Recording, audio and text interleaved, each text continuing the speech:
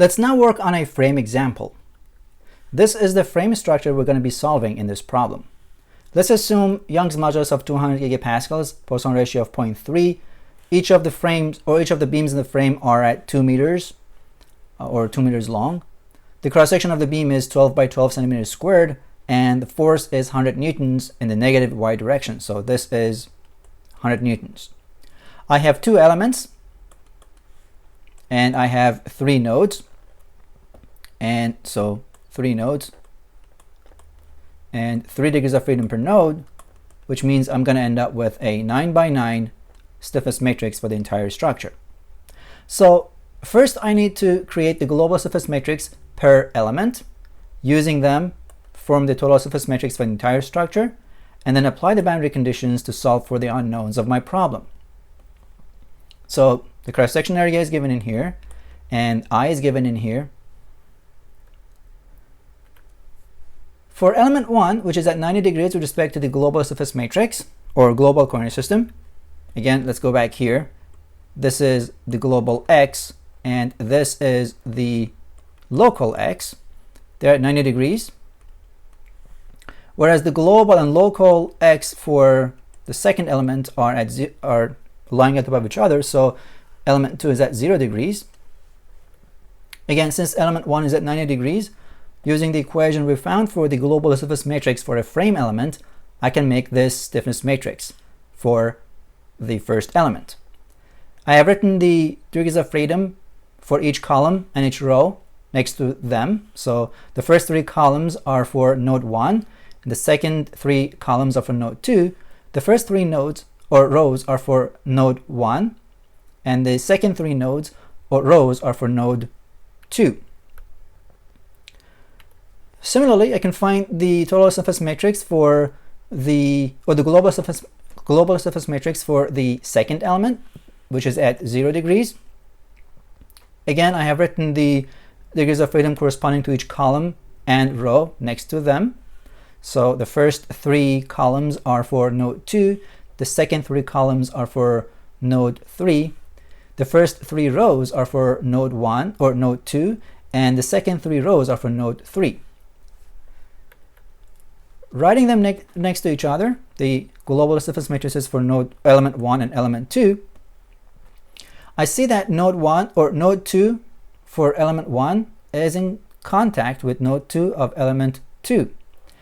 That's because the corresponding columns and rows of element 1 and corresponding columns and rows for element 2 are for the same node. So this portion of element 1 and this portion of element 2 are for the same node and degrees of freedom of the same node.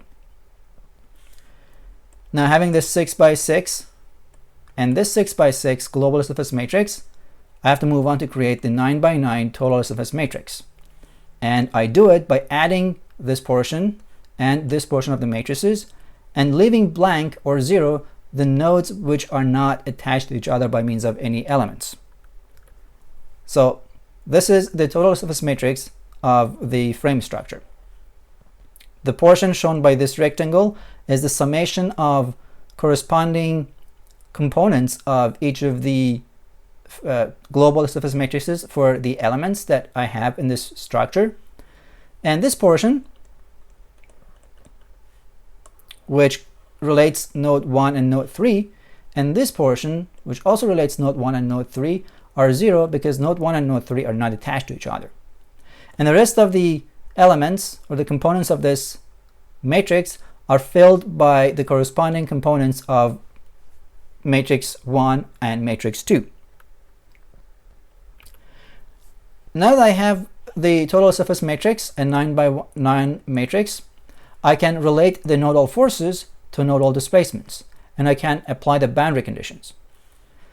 From here, I know that node 1 is fixed in space. It doesn't move anywhere. So I put zeros on the top 3 rows of my displacement vector. But I know that I have reactions in here in x, y, and a moment about z-axis. So I've put them here. However, nodes 2 and node nodes 2 and 3 are free to move in space, so their displacements are unknown for me. But I know the external forces. I know that node 2 does not have any external forces, so I have put 3 zeros in here. And I know that the only external force applied to node 3 is negative 100 Newton force applied in the y direction. So 0, negative minus 100, or negative 100 and 0. I have 9 equations and 9 unknowns. So I can use them to solve for my unknown parameters. After solution, I'll end up with these values. For displacements, again, node 1 does not move anywhere, so that's 0.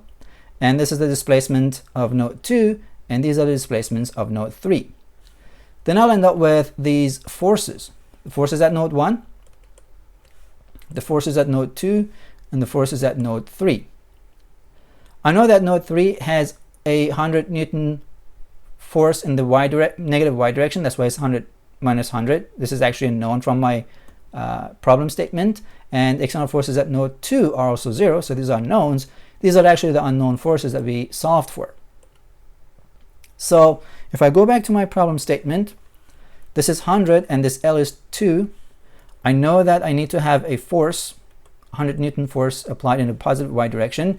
And because this force will create 100 times 2, 200 Newton meter moment in clockwise direction about node 1, the reaction would be 200 Newton meter moment in the counterclockwise, which means it will be positive. So that's why I've seen in here, this is the positive moment at node 1. So using those values, I can move on to find the global forces and global displacements per element. I know that the displacements are going to be the same, so I can just take the portion of the displacement which corresponds to nodes of each element. For example, for element 1, I only use d1x, d1y, phi1z, d2x, d2y, and phi2z in here. And I use the global stiffness matrix for element 1. And then for element 2, I will use phi or d2x, d2y, phi2z, d3x, d3y, and phi3z to find the displacements of or the forces in the global coordinate system for each element. As you can see, the global forces in node 1 of element 1 are the same as the global forces of the entire structure. But now I have forces and moment in node 2 of element 1. And also I have the force and moment of node 2 in element 2. But they're in the global coordinate system. So if I add this minus 100, which is F2y when it's attached to element 1, to this 100, it would give me 0. And M2z, 200, plus minus 200 in here will give me 0. So while in the total surface matrix, or in total form, there is no external forces applied to it, when we study each element separately, they will have their own forces and moments to put the element in equilibrium. So if I add F1y from here plus F2y, it will give me 100 minus 100 is equal to 0. And similarly, M1z plus M2z gives me 200 minus 200, which is equal to 0. Basically, what this means again is that each element must be in equilibrium. And because we have the reaction forces due to external forces applied to the entire structure at node 1, node 2 in element 1 will have its own corresponding external forces, or reaction forces if you like, to put element 1 in equilibrium. And same is true for element 2. Now, using the transformation matrix for each element, we can convert the forces and displacements from the global coordinate system to local coordinate system. As we know, the local coordinate system of element 1 is at 90 degrees with respect to the global coordinate system. So what that means is that x and y will be exchanged, but z will not be changed. So if I go back to the previous slide and look at the displacements of node 1 and the rotation, and go back to the local coordinate system, I see that the place or location of the d2x and d2y are changed. And that's because, again, x and y will have to be exchanged due to the 90-degree angle between the two coordinate systems. And so is true for fx and fy of node 1, fx and fy of node 2 in element 1.